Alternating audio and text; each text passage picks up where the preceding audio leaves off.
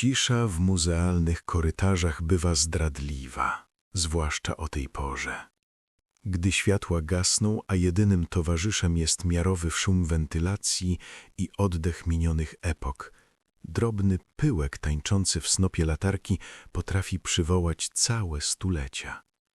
Dziś noc przyniosła ze sobą nie tylko zapach starego kurzu i wilgoci, ale też ciężki, słodkawy odór dawnego strachu, budzący w pamięci echa czarnej godziny, która raz po raz wraca do ludzkości. Pamiętam Europę. Rok 1348. Niebo było ciemniejsze nawet w najjaśniejszy dzień, jakby zatrute. Powietrze gęste od lęku i tego słodkawego, mdlącego odoru rozkładu, którego nie dało się już zmyć z ulic, z ubrań, z ludzkich serc. Ja wtedy pod postacią skromnego zakonnika zielarza krzątałem się wśród ziół w klasztornym ogrodzie, które okazały się bezsilne wobec nawałnicy, co pustoszyła wsie, miasteczka i grody z jednakową, okrutną determinacją. Pamiętam dłonie drżące nie z zimna jesiennych wieczorów, lecz z głębokiej rozpaczy, gdy podawałem kolejne napary, wiedząc, że to nic nie da, że to tylko złudzenie pocieszenia.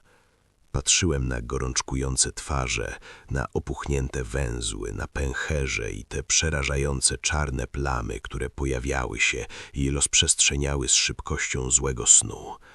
Mówiono o boskiej karze, o nieszczęśliwych gwiazdach, o truciznach podrzucanych przez wrogów. Widziałem, jak rozpadały się rodziny, jak sąsiedzi odwracali się od siebie w panice, jak kapłani uciekali z kościołów, a ci, co zostali, z fanatycznym szaleństwem w oczach wskazywali winnych, Żydów, wędrowców, starców, każdego, kto był inny. Bezczynnie patrzyłem na rozpad porządku, na chaos, który pochłaniał wszystko.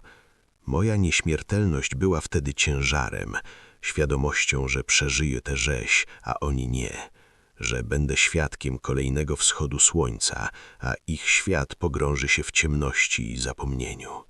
Sam nie czułem bólu, ale czułem każdą kroplę ich cierpienia, bezradność nauki, która nie miała odpowiedzi i fanatyzm, który oferował fałszywą, lecz pociągającą nadzieję.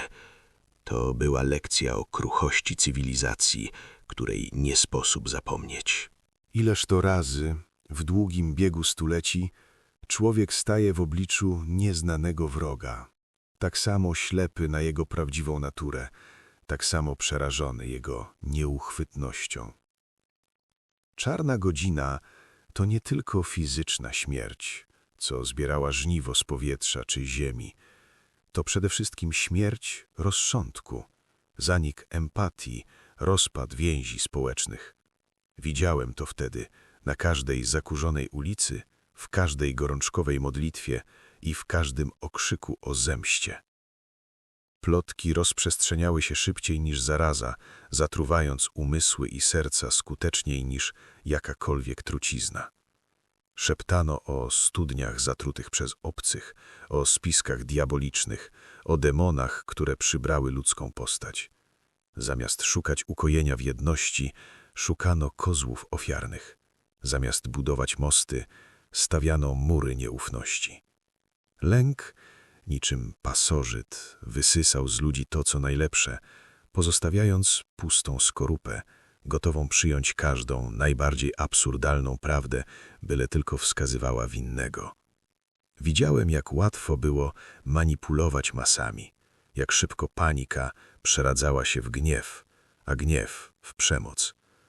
To nie tylko ciało choruje w czasach zarazy, to choruje dusza społeczeństwa, zatruta strachem i niewiedzą, ślepa na fakty, chłonąca iluzje. I pamiętam to. Pamiętam to wszystko z przerażającą precyzją, bo to lekcja, którą ludzkość zdaje się zapominać z każdym nowym pokoleniem, tylko po to, by ją na nowo przeżywać, wciąż na nowo doświadczać tej samej ludzkiej ułomności. Dziś, stojąc pośród reliktów przeszłości, w sterylnym świetle muzealnych gablot, Czuję, jak ten sam chłód powraca, tylko inaczej ubrany. Inne wirusy, inne choroby, a echa starej pieśni brzmią zadziwiająco znajomo. Patrzę na ekrany, na ulice, słucham szeptów w eterze i widzę te same cienie.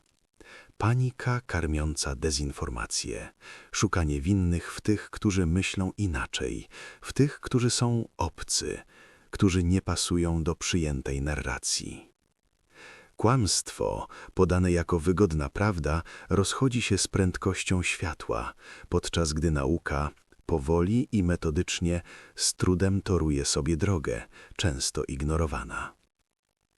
Ludzkość w swojej nieustannej pogoni za nowym, za postępem, zdaje się często zapominać o najstarszych, najcenniejszych lekcjach.